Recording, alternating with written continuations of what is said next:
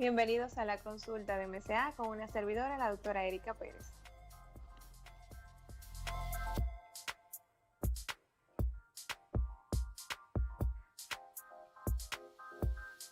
Bienvenidos otra semana a la consulta de MCA con una servidora, la doctora Erika Pérez, médico nutriólogo clínico, quien cada semana trae un tema interesante para discutir de principio a fin. La idea siempre de este programa, que dura toda una hora, es desarrollar un tema.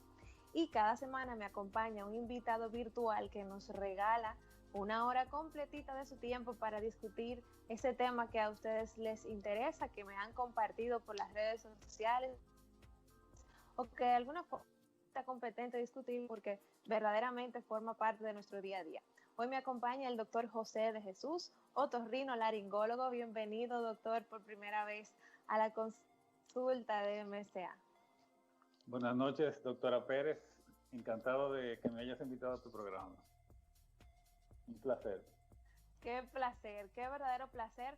Y cuando le escribía yo al doctor de Jesús, doctor, yo quiero que vayamos al programa, que discutamos un tema interesante, él me decía, ¿qué te interesa a ti? Yo hice un pequeño pool, una pequeña encuesta a estos seguidores, doctor, que nos siguen el programa desde hace ya casi un año y que tienen estas preguntas todo el tiempo. Después del programa usted va a ver, como dice el típico dominicano, la retajila de preguntas.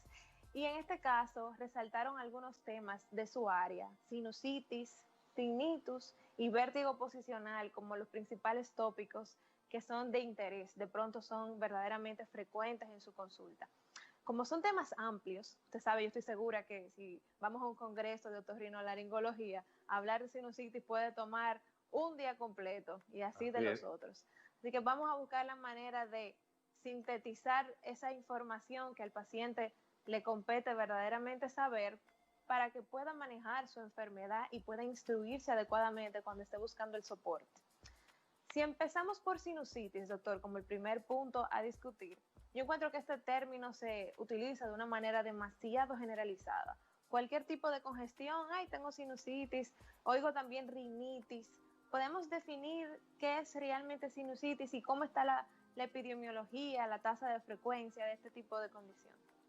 Así es, doctora. La sinusitis, que es una enfermedad de la que se habla mucho y que mucha gente padece en el mundo, tiene un velo de confusión. Sí, muchas personas se refieren a la sinusitis y no saben exactamente de qué hablan. La confunden con la congestión nasal, con la rinitis alérgica. Y en términos generales, la sinusitis es la inflamación de la mucosa de los senos paranasales.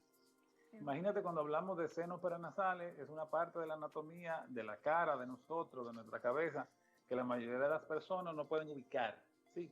Entonces ya desde ahí comienza la dificultad en saber lo que es la sinusitis. Los senos paranasales son cavidades huecas que tenemos en la cabeza, en la frente, entre los dos ojos, debajo de los ojos y detrás de los ojos. Y se llaman paranasales porque las secreciones que ellos producen la vierten, la llevan a la nariz y por la nariz nosotros nos la tragamos a diario. Sí, son secreciones que nosotros todos producimos de manera normal. ¿Qué pasa con la sinusitis? Cuando hay un proceso inflamatorio, no importa la razón, o cuando hay algún evento que obstruya el drenaje de estos senos paranasales, esas secreciones se acumulan, se multiplican las bacterias y vienen los síntomas que la mayoría que la gente asocia con sinusitis, como son congestión nasal, presión en la cara, dolor, puede haber fiebre y sobre todo secreción detrás de la nariz, esa descarga de moco retronasal. Ok, y entendiendo, doctor, que la sintomatología es muy característica, usted sabe que nosotros estamos en un país, y cada vez que tengo un invitado, repito lo mismo porque se aplica a cada especialidad, donde si yo tengo fiebre, si tengo ese goteo, como usted dice, por atrás, si siento esa molestia que a veces como que cuando cambio de posición se recrudece, la gente se hace su propio diagnóstico, hay quien va, se hace una radiografía y ellos mismos se automedican con antibióticos propiamente. Así es. Si queremos orientar a la población sobre cuál es el adecuado diagnóstico de este paciente, de este tipo de condición, ¿cómo es, o sea, cuando el paciente va a su consulta, qué es lo que debe de esperar para saber si tiene o no una sinusitis? Eso es muy importante, doctora Pérez, que el paciente acuda al médico, si es un niño a su pediatra, a su médico internista, a su médico de cabecera, para que se haga un diagnóstico apropiado. Tal vez como en ninguna otra enfermedad, el hecho de que una sinusitis sea reciente o aguda, o vieja, recurrente o crónica, haga que una enfermedad se manifieste y se maneje de manera tan diferente. La sinusitis aguda, que es aquella que nos da a nosotros después de una gripe, después de un cuadro alérgico, es la sinusitis que todo el mundo conoce porque te duele la cara, cuando aprietan los dientes le duele, tiene mucha congestión. Es una sinusitis que es muy difícil de distinguir de un cuadro gripal común y corriente. A veces nosotros nos apoyamos mucho en el tiempo y en términos generales, cualquier proceso gripal que dure más de 10 días, ya lo consideramos una sinusitis. ¿Sí? Sobre todo en el ambiente pediátrico lo utilizamos mucho para decir ya esto no es una gripe común, sino una sinusitis. ¿Qué otros síntomas qué otras cosas nos pueden ayudar a nosotros a hacer el diagnóstico? Sí. Aparte del tiempo, bueno, cosas que son comunes con nosotros, la congestión nasal, pero sobre todo la descarga mucopurulenta. Cuando tú le abres la boca a un paciente y le miras al fondo de la garganta que tiene secreciones ya amarillentas, verdosas, son muy sugestivas de una sinusitis aguda. Otra cosa importante con la sinusitis aguda es que su diagnóstico es clínico eminentemente. No es necesario, cuando uno piensa que es una sinusitis aguda, mandar a hacer estudios de imagen, que son costosos, que incluyen radiaciones al cuerpo, que son innecesarias, ¿no? Entonces, a veces los pacientes se sienten mal y pasan por un sitio y se hacen una radiografía y me la llevan ya con ella, porque no sé, no, eso no se debe hacer. Y en el caso de la sinusitis crónica, es ese paciente que te habla de que es una condición común en él. Doctor, yo en el año 5 o 6 veces yo tengo que venir al médico porque tengo congestión nasal, tengo mal aliento, no paro de tener secreciones por la garganta. Toda esa sintomatología, incluyendo una que siempre le digo a mis pacientes, que es el cansancio. ¿Sí? La sinusitis crónica, una de las sintomatologías que tiene es el cansancio. Entonces, esos son los dos, de las dos maneras como se presenta la enfermedad más comúnmente y que como son un poco diferentes pueden presentar. Y eso que usted acaba de decir es muy frecuente. Hay personas que van a decir, doctor, yo sufro de sinusitis. Como que es una condición crónica, o sea, a largo plazo, que siempre la padecen, utilizan incluso antialérgicos y antibióticos de uso continuo. ¿Qué está pasando en este caso? ¿Qué predispone un paciente a este tipo de situación? Usted dice algo muy importante, porque muchos pacientes llegan a mi consultorio y se sientan y me dicen, yo tengo sinusitis. Me hablan de una gran historia, pero cuando tú le haces un estudio de imagen o le haces una endoscopía nasal, no encuentras la sinusitis. Y se quedan sorprendidos, pues, doctor, pero yo estoy muy congestionado. No es sinónimo de sinusitis la congestión nasal, ni siquiera que la nariz te esté goteando. La rinitis alérgica, que es una condición más que una enfermedad, algo familiar, un trastorno familiar, sí es un factor predisponente, es un gran productor de sinusitis, ¿sí? Pero no se puede confundir una cosa con la otra. Ya hablamos de la gripe que se manejan inadecuadamente, también te predisponen a la sinusitis, pero hay otro elemento que yo quisiera que se quedara en la mente de todos, y es que, como ya dije, ¿qué produce sinusitis? Todo lo que obstruye el drenaje.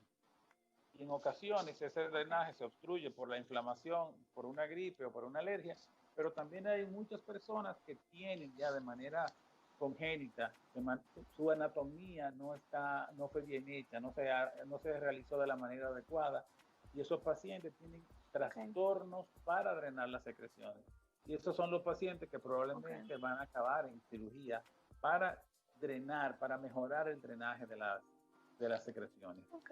Un ejemplo de esa anatomía congénita, ¿verdad? Que el paciente nació, es el caso del tabique desviado. Eso aplica ahí. Es una causa bastante común de obstrucción crónica. Pacientes que tienen desviaciones importantes y el drenaje de los senos paranasales, usted ve que hacia el lado donde está la obstrucción, tienen una sinusitis constantemente.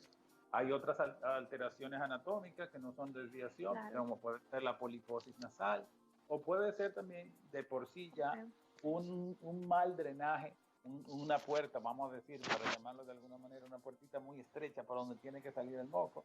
Hay personas que tienen ya eso o mal cerrado Comprendo. o mal hecho, y esas cosas lo predisponen a tener una sinusitis constantemente recurrente. Entiendo.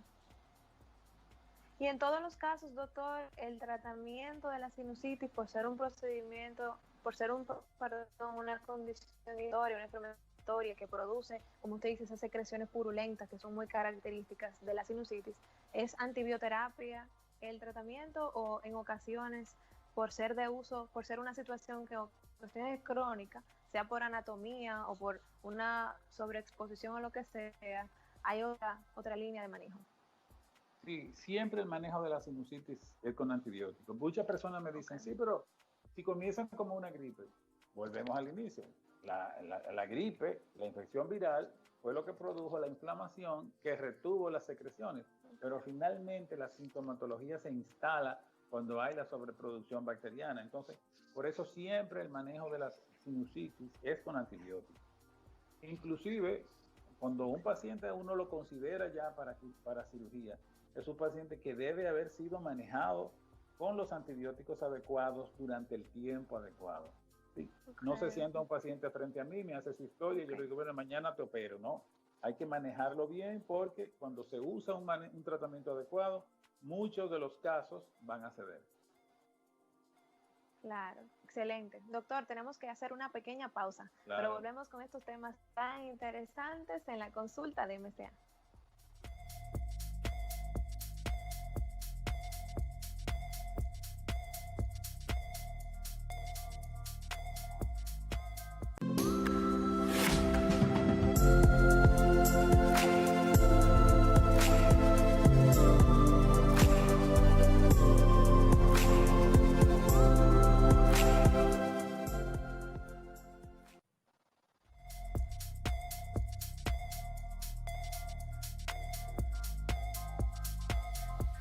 De vuelta en la consulta de MCA, una servidora, la doctora Erika Pérez, y me acompaña virtualmente el doctor José de Jesús, otorrinolaringólogo, quien nos viene a traer un tema interesantísimo sobre sinusitis y otros de su área que son muy relevantes. Antes de la pausa hablábamos sobre la epidemiología, sobre los conceptos, forma de diagnóstico. Él resaltaba la importancia de ir a la visita al especialista porque en muchos casos es innecesario hacer estudios de imagen y él puede perfectamente tratar. Obviamente eso es una decisión del médico, pero como estamos en un país donde se autotrata tanto, se automedica tanto, entonces no quise dejar de mencionar eso. Recogiendo un poquito el tema, el doctor nos hablaba del uso de los antibióticos como la principal línea de manejo de la sinusitis. ¿Y qué otros medicamentos, doctor, son de utilidad en combinación con esto? Sí, es bien importante saber que aunque el tratamiento de la sinusitis se basa en el uso de antibióticos, hay otros aspectos que debemos tener en cuenta. Uno de los más importantes son también los lavados nasales. Los lavados nasales, que son muy comunes, la gente lo hace, son muy importantes, sobre todo en las sinusitis infantiles, en todos, porque favorecen la movilización de las secreciones, mueven físicamente algún antígeno que haya en la vía aérea del paciente. Además de esto, otros medicamentos bien importantes son el uso de los esteroides. Los esteroides son sustancias antiinflamatorias que crean mucho miedo. La mayoría de las personas que le dice que le va a usar una cortisona, un esteroide, se espantan y no te saben decir por qué. Ay, eso es malísimo. Principalmente control de peso, doctor. Por Dios, en temas de peso, ahí es donde tenemos el problema. Ay, que eso me sube de peso, terrible. Pero, por ejemplo, el uso de los esteroides tópicos, de los esteroides que se usan en spray nasal, es una manera de medicar y desinflamar la vía aérea sin que haya efectos sistémicos, porque se van a usar localmente en la nariz. Yo pienso que esto da un fuerte avance, impacta de manera positiva el efecto que hacen los antibióticos y acorta mucho el tratamiento de los pacientes que tienen sinusitis, ya sea aguda o crónica. Hay otros medicamentos también que se usan y que son un poquito controversiales. Por ejemplo, los antihistamínicos, los antialérgicos. Y tal vez el razonamiento sea un poco ilógico de alguna gente. Bueno, si esto me comenzó por una alergia, me tomo un antialérgico. Yo en el caso de la sinusitis aguda casi no los uso porque tienen el efecto de que resecan las secreciones y son un poquito contraproducentes. Otros medicamentos que se usan son los descongestionantes. Mucha gente no los usa, tienen efectos adversos en los niños, en los pacientes de edad avanzada, pero tienen su lugar. Lo mismo los mucolíticos, que en algunas series de algunos autores te dicen que no tienen ninguna función, mientras que otros colegas te dicen que los usan con mucho éxito. Pero generalmente, aparte de los antibióticos, es importante utilizar algún otro medicamento que haga sinergia, que ayude con el efecto curativo que estamos buscando. Claro. Y entendiendo eso, que hay ya una buen arsenal de medicamentos, la importancia de apoyarse en uno u otro, tomando en cuenta que son tratamientos de breve, ¿verdad? No son de uso continuo, o tienen un periodo de utilización hasta ceder el proceso inflamatorio. ¿Cuándo se considera cirugía, doctor, como parte del tratamiento correctivo de la sinusitis cuando es muy recurrente? Es una pregunta muy buena porque cada día vemos más pacientes que van al consultorio y me dicen, no, que el doctor fulanito me va a operar, que el otro me va a operar. Y entonces a veces yo le pregunto, ¿ya hicieron tratamiento contigo? No, las indicaciones de cirugía en el caso de sinusitis son muy claras. Lo primero, aclarar que la sinusitis no se opera per se, porque es una infección. Que nadie lo operan de sinusitis.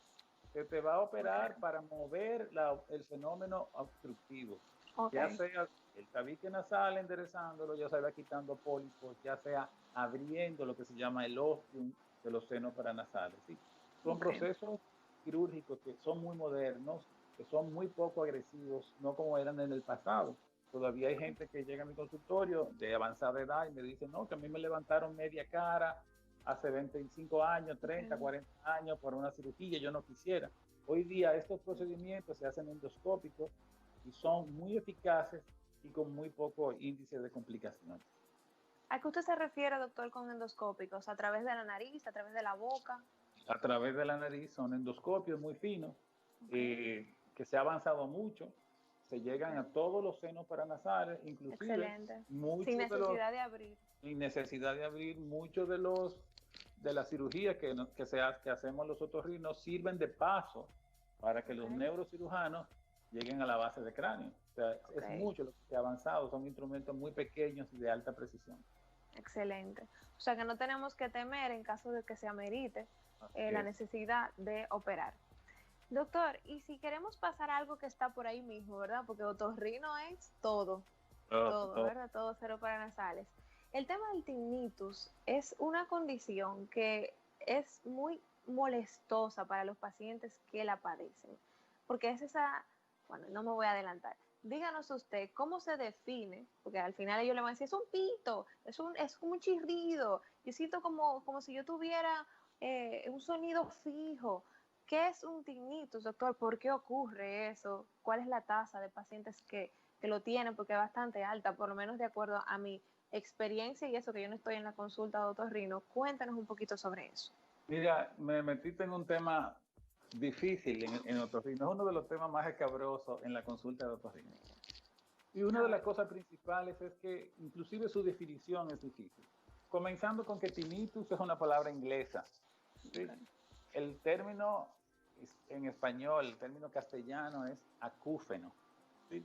Acúfeno, o sea, un sonido que los demás no pueden escuchar. Y así se define el tinnitus, un sonido en el oído, ya sea constante o no, uni o bilateral, que los demás no pueden percibir. O sea, que es completamente subjetivo del paciente. Sí, solamente el paciente lo puede escuchar. Por más que yo le ponga un micrófono, por más que la pareja se pegue en la oreja del esposo o la esposa de noche, no lo pueden escuchar. Y ahí vamos a entrar en algo interesante y decepcionante. No sabemos a ciencia cierta qué produce el tinnitus, el acúfeno. Sí, hay muchas teorías como para todo lo que no se sabe bien. Hay aparentemente varias razones que pudieran producir tinnitus en algunas personas. Se sabe que algunas patologías ya establecidas sí pueden producir tinnitus. Por ejemplo, algunos tumores de la base de cráneo que afectan el conducto auditivo interno tienen como su debut, como su primera presentación, un zumbido de oído. Algunas patologías de la articulación temporomandibular, que es la que abre y cierra la boca, pueden dar sintomatología parecida al zumbido de oído. Hay patologías propias de la carótida, la arteria que lleva sangre al cerebro, que va por nuestro cuello, A veces tú que trabajas en medicina cardiovascular sabrás que hay gente que tiene alguna placa de colesterol, ateroma en sus arterias, y cuando la sangre pasa, no pasa con un flujo laminar, sino turbulento. Y hay pacientes que te dicen, doctor, yo estoy durmiendo y oigo mi corazón, oigo un ruidito, o me palpita el oído. Sí. Lamentablemente, en el 80% o más de los casos, nosotros no podemos encontrar una causa para la acúfeno, para el zumbido de oído, para el ruido, como lo queramos llamar. ¿Sí? Por eso siempre le digo a mis pacientes, cada vez que hay un zumbido, hay que ir al médico, hay que revisar.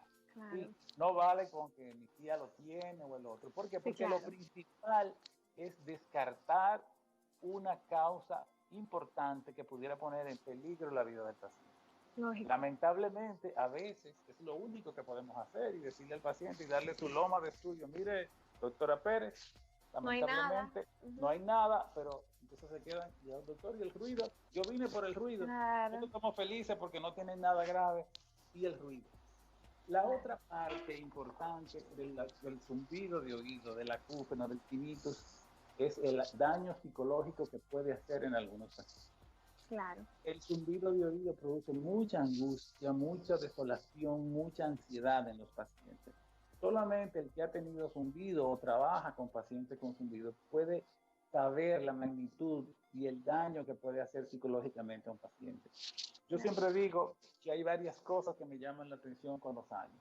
Lo primero es que de pronto un paciente debuta con un zumbido y él nunca conoció a nadie que tenía zumbido de oído, nadie con acúfeno. De repente, bueno, 6 gente en su oficina, una prima, un tío lo tiene. Sí. Segunda cosa es que el acúfeno no concita la pena de las personas que están alrededor. Sí, la gente no puede apoyarte porque tú eres la doctora Erika Pérez, preciosa, como estás, y tienen zumbido, pero no te ven. Nosotros estamos acostumbrados a sentir pena por el que está hinchado, por el que tiene sangre. Entonces, que las personas estarían esperando como que cierto consuelo. Apoyo, ¿no? Con apoyo, claro que sí. Exacto. La otra cosa también que se van desesperando. Hay pacientes que les llega un zumbido de oído en un momento particular de su vida, donde están muy susceptibles porque tienen un problema laboral o de pareja, una experiencia, y puede causar estragos. Yo he visto personas tener periodos de su vida muy desastrosos por esta razón. Por eso siempre me tomo tiempo de explicarle a los pacientes y tratar de entender, de que entiendan lo que les está pasando, ¿no? De profundizar, por supuesto, en la patología, en identificarse, como usted dice, algo, y en explicarle lo que está pasando con este tipo de situación y lo que debe de esperar en cuanto a nosotros como médicos, cómo le podemos ayudar. Doctor, tenemos que irnos a una pequeña pausa, pero vamos a continuar hablando de este tema tan interesante para que las personas, por supuesto, se sientan identificadas y se actualicen de esto porque verdaderamente que es muy pertinente. Volvemos en breve.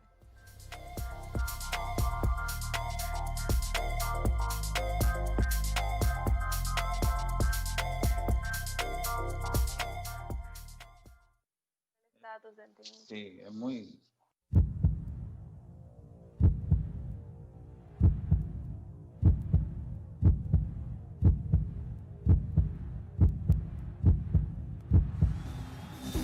100% Deportes, exclusivo del canal de YouTube de Noticias SIN.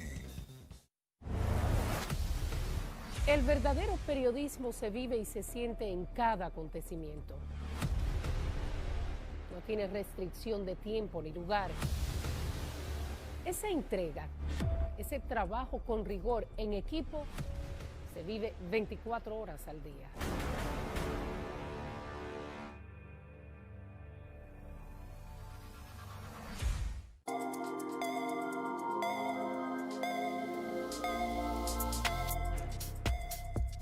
Estamos aquí en la consulta de MCA muy bien acompañados.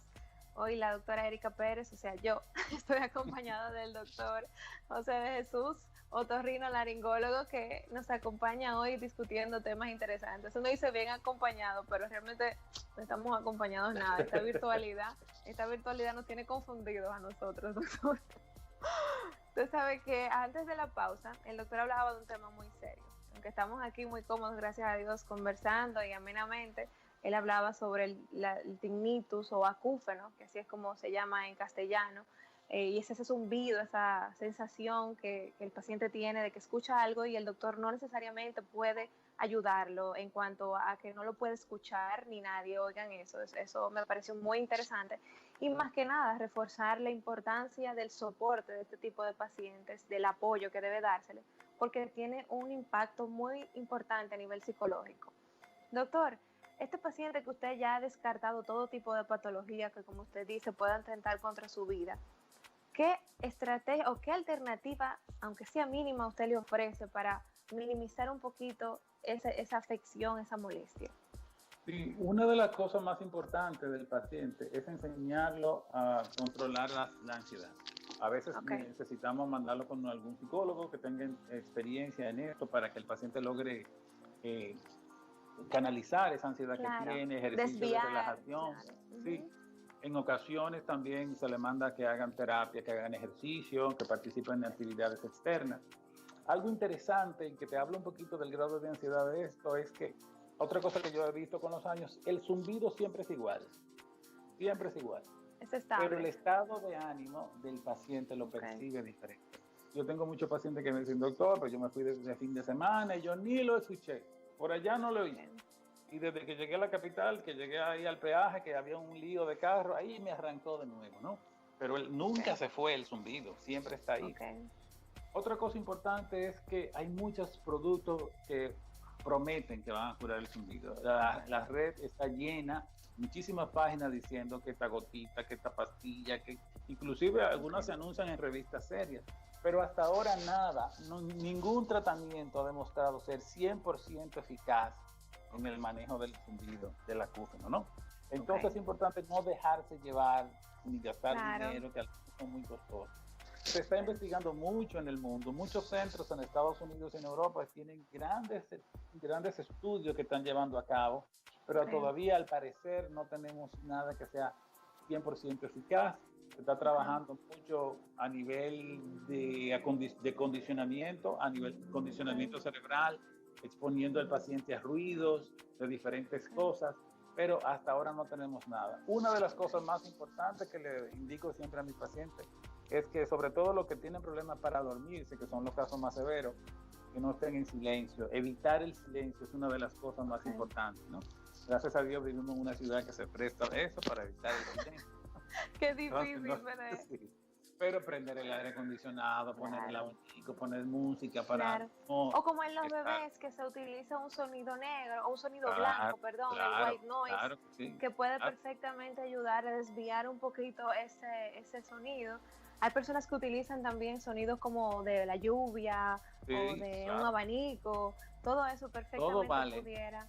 Excelente.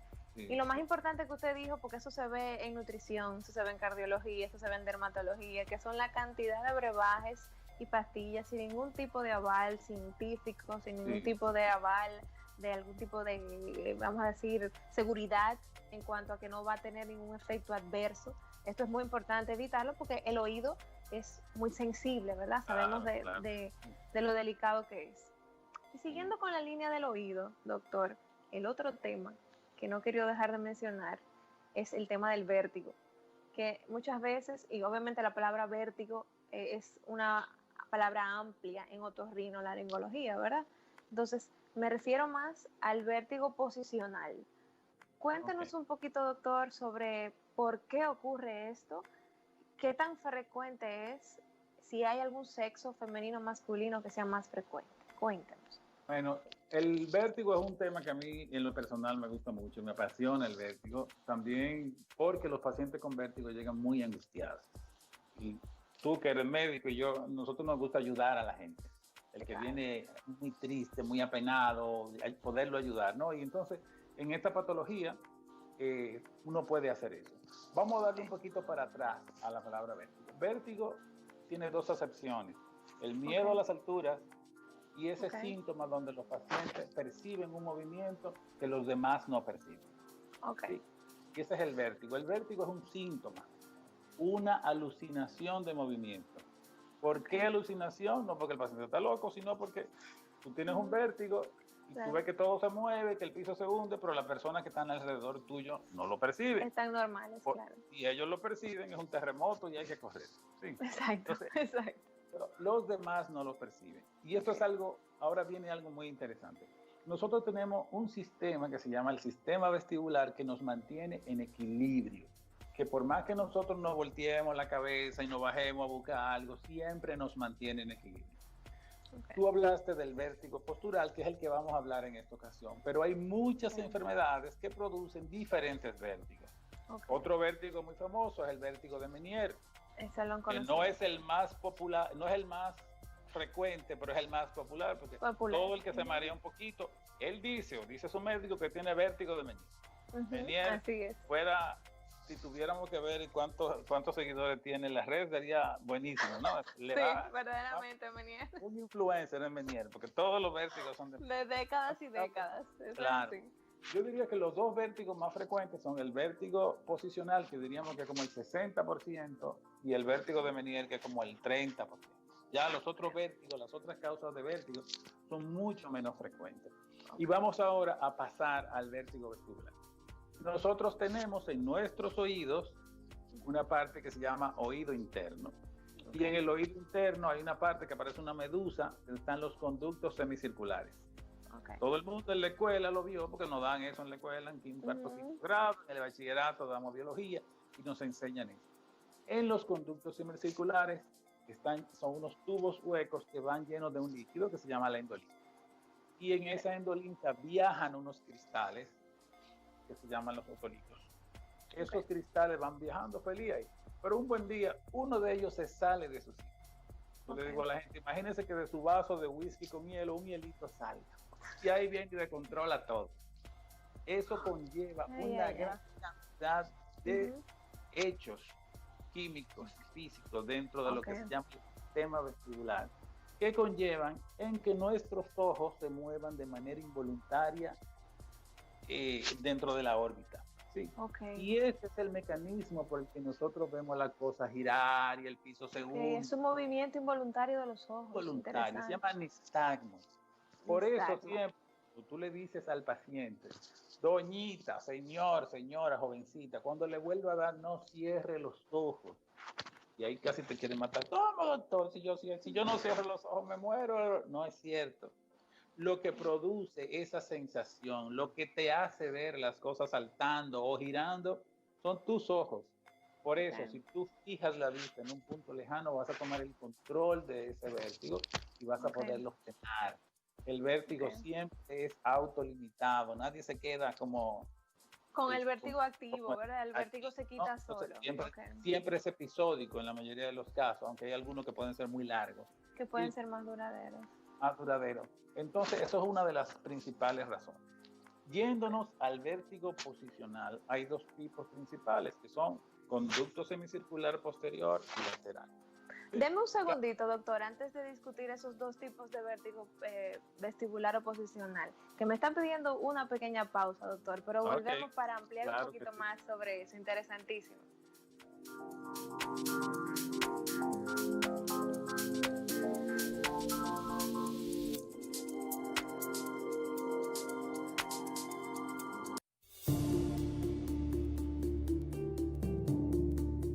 Una madre, una hija, una hermana, una esposa.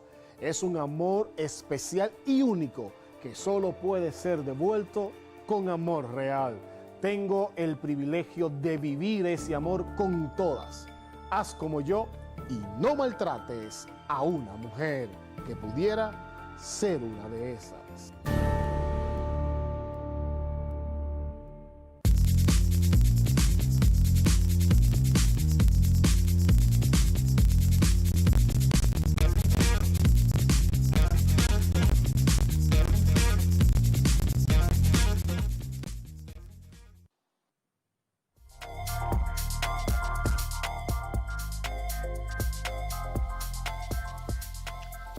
Consulta de MCA, el doctor antes de la pausa, José de Jesús, que me acompaña el día de hoy. Muchísimas gracias, doctor. No quiero dejar de agradecerle antes de que se nos acabe el tiempo por su tiempo en este programa. Él nos hablaba sobre el vértigo vestibular o vértigo posicional y hablaba de dos tipos. Continúenos diciendo. Entonces, ahí están las alteraciones del conducto semicircular posterior y el lateral. Esto para los fines del paciente no es tan importante. Nosotros sí, porque en cada uno de esos vértigos vemos unas características que nos ayudan a ver cómo va a ser la evolución del paciente. Pero en términos generales hay algo importante. El vértigo posicional, la base de su manejo son los ejercicios posturales. Okay. Probablemente tú habrás oído a alguna persona que te dice, yo estaba con un vértigo muy grande y el doctor me acostó en una camilla y me giró la cabeza y me puso para atrás y yo me paré perfecto. Sí, eso se llama reposicionar esa bolita que se salió. Ese cristalito que se salió. Ese cristalito que se salió. Entonces, eso se puede hacer con esas maniobras, que muchos médicos lo hacen, la mayoría de los otorrinos manejan eso perfectamente, o a través de ejercicios que ya están escritos, que ya están hechos, muchísimo hay en internet y en los libros, tú lo puedes encontrar, que te ayudan a manejar mejor esto. Y a eso nosotros le añadimos unas dietas donde ahí están basadas en la restricción de sal y algunos alimentos, y la mayoría de los vértigos de los vértigos posicionales se pueden manejar con estas dos cosas sin necesidad de usar medicamentos. ¿Cuándo usamos medicamentos? Yo uso medicamentos porque a veces hay pacientes que están muy agudamente enfermos, tienen mucha ansiedad, o en los casos también de gente de mayores, personas de más de 80 años que se me pueden caer por la noche. Yo digo, en lo que los ejercicios y la dieta me hacen efecto, yo voy a usar los medicamentos. Pero básicamente esa es la forma de manejar. El abordaje principal. El abordaje principal. Son esos ejercicios, medicamentos y esa limitación de alimentos como yo sea, chocolate, enlatado. Exacto, alcohol. Diferentes cosas, ¿no?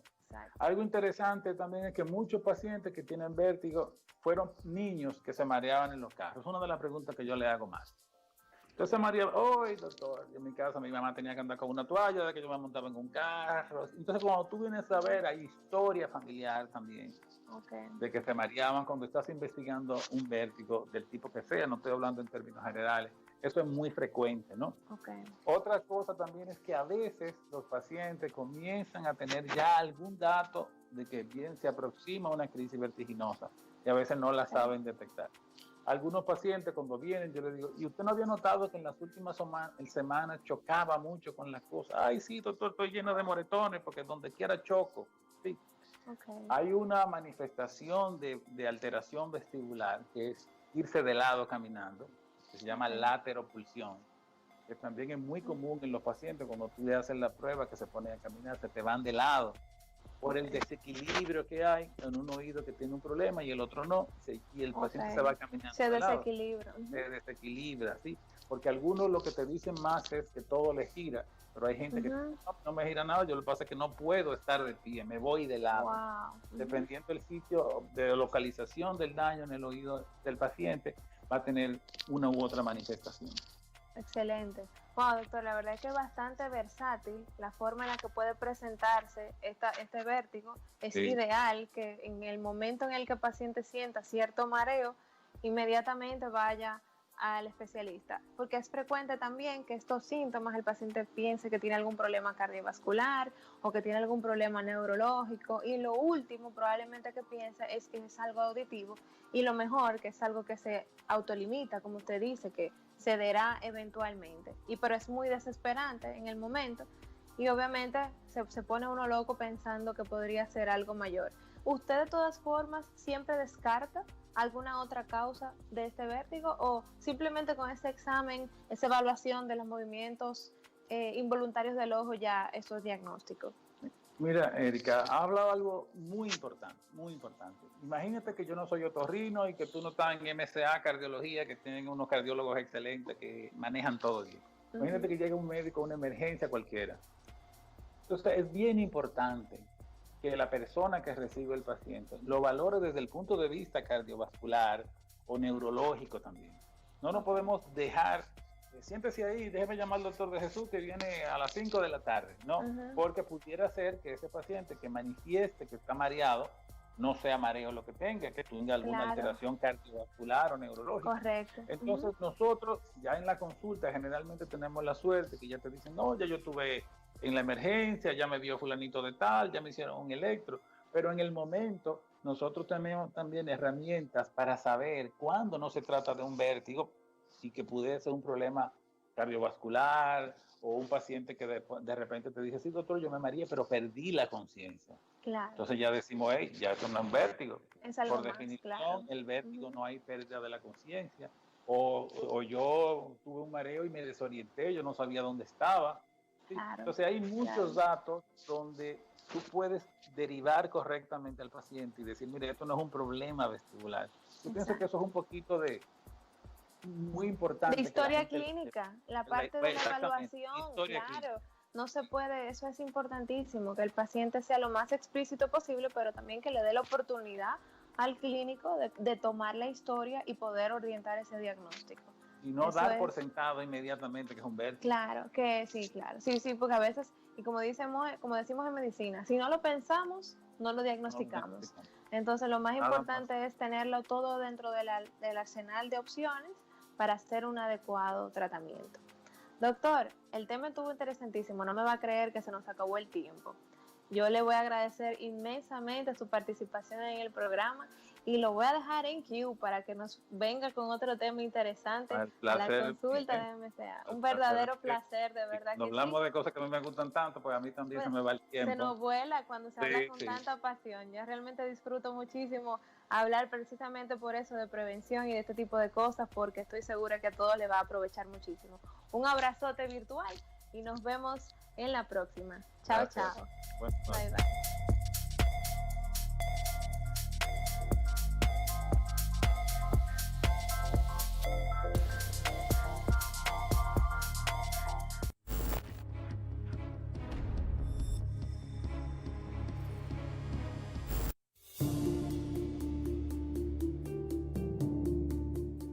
La violencia psicológica y emocional también es violencia.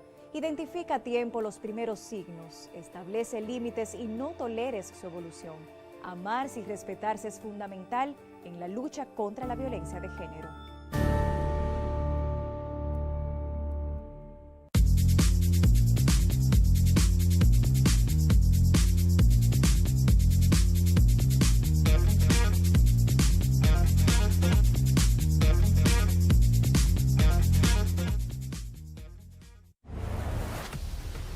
El verdadero periodismo se vive y se siente en cada acontecimiento.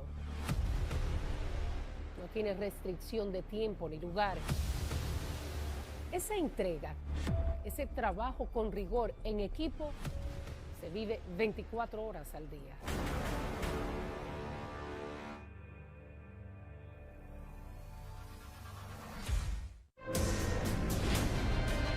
El deporte es nuestra pasión. Y sabemos que también es la tuya.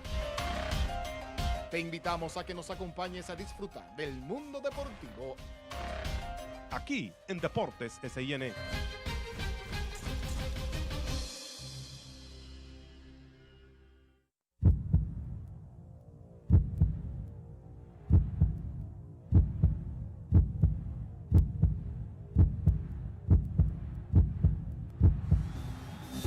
«100% Deportes», exclusivo del canal de YouTube de Noticias SIN.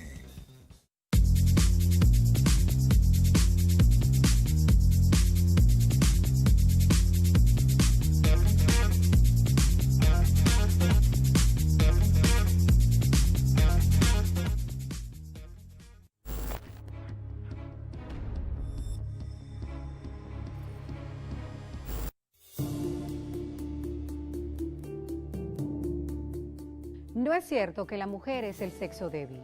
No permitas que ni la cultura ni la dependencia económica o emocional te conviertan en una víctima de violencia. Quien te ama no te maltrata. Denuncia.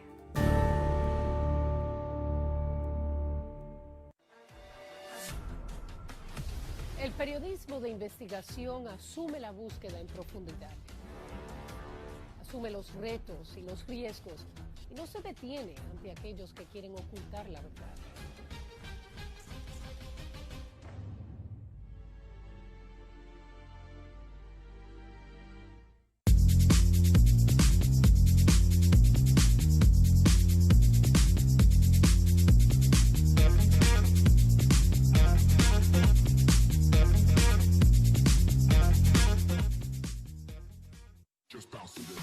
Tener el compromiso cada semana de llevar un contenido de entretenimiento es la motivación ideal para unir la música y la noticia. Con NC Music tengo la oportunidad de conocer el lado humano de los artistas y su obra musical, en el que cada entrega vencemos junto al equipo de producción para tener lo mejor de lo mejor en NC Music.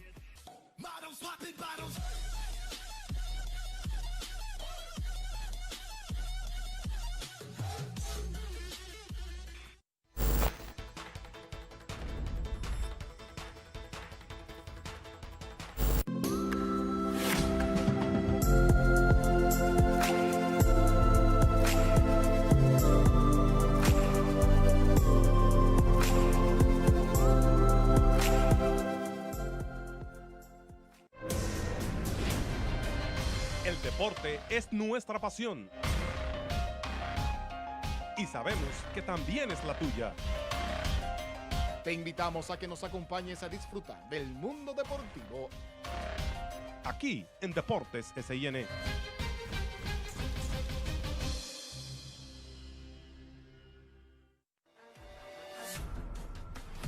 El periodismo de investigación asume la búsqueda en profundidad. Asume los retos y los riesgos y no se detiene ante aquellos que quieren